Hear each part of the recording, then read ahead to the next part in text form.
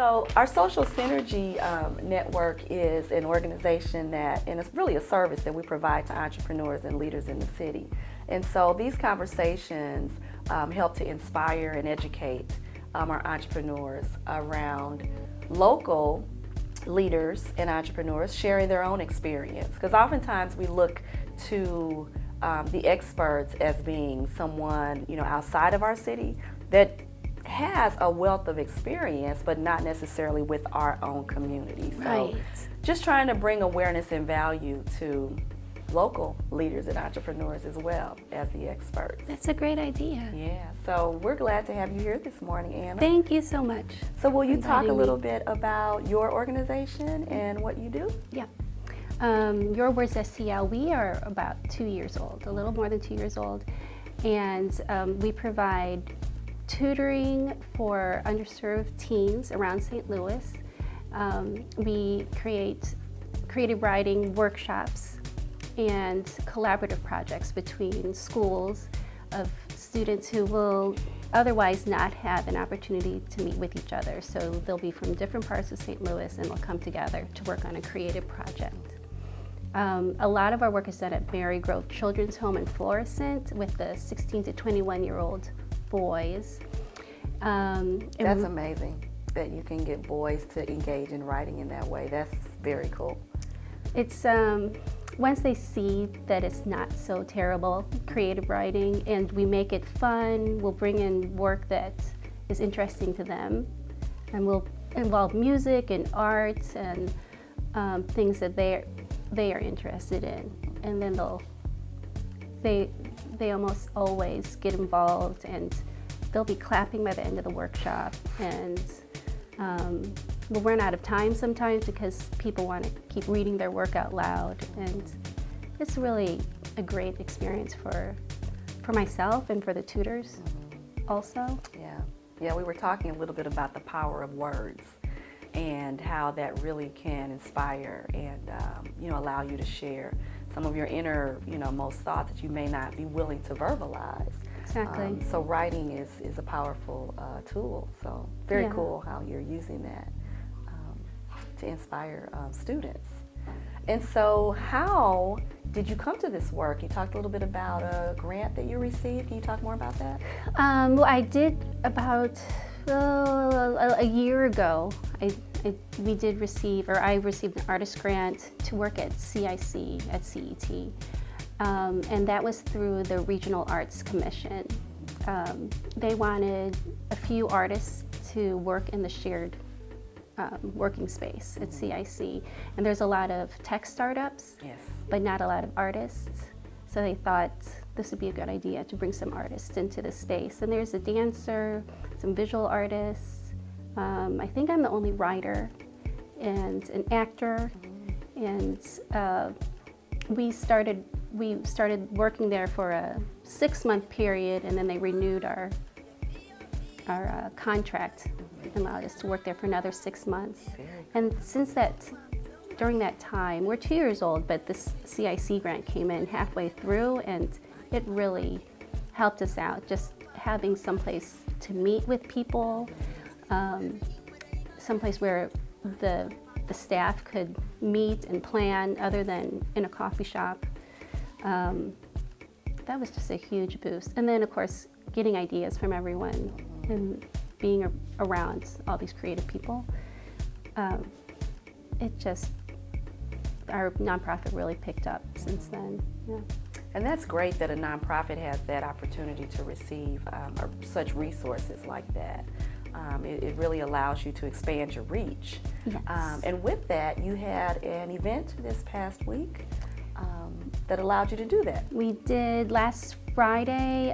We brought in 2 writers, Nate Marshall and Kevin Koval. And Kevin Koval is a co-founder of Louder Than a Bomb, which is the largest youth poetry slam in the world.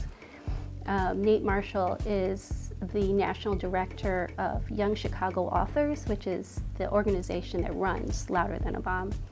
And they're both poets and writers in their own right, but they're also educators and activists.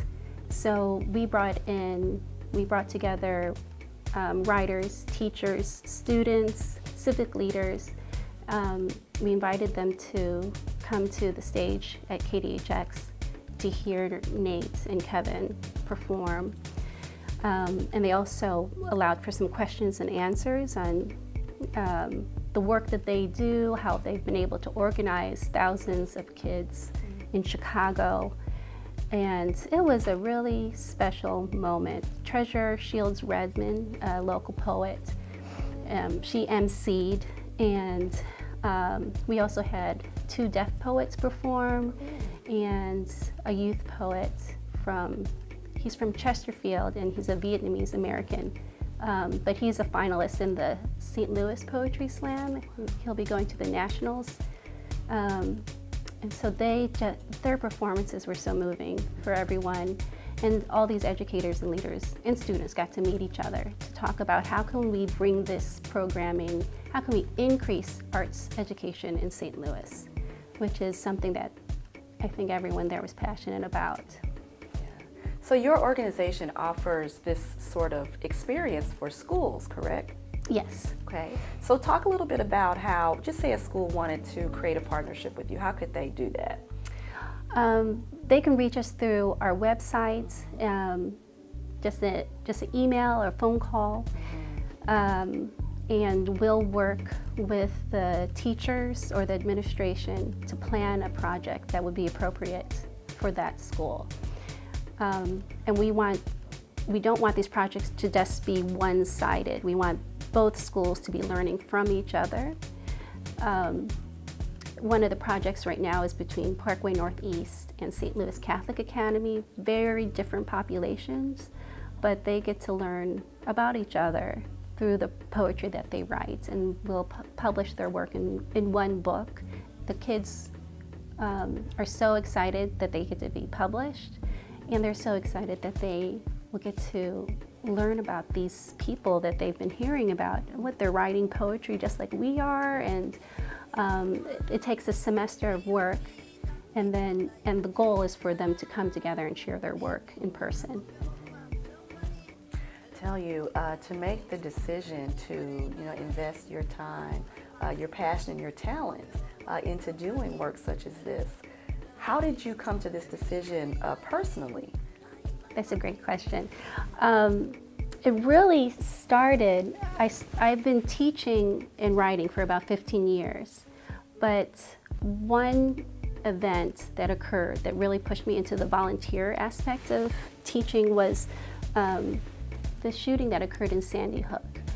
And after that, I just thought I need to do more for the community, for those people who are marginalized. So I started volunteer tutoring at St. Louis Catholic Academy, working with kids who didn't have the same resources that I grew up with or that my children have. I wanted them to have someone that they could depend on. I wanted to come every week and help them with their schoolwork. And then it was in 2015, a friend that I grew up with sent me an email, and this was still in the aftermath of Michael Brown's murder, shooting. And the events surrounding that really said to me that I want to be doing even more. And I was just waiting for that opportunity for someone to say, let's do something, let's organize.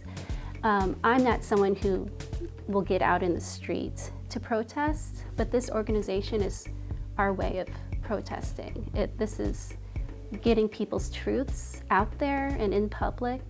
It's a written word rather than spoken most of the time. We want children to be able to talk about what they're feeling in words. And that will help them in their careers and in their school, but also just coping with life.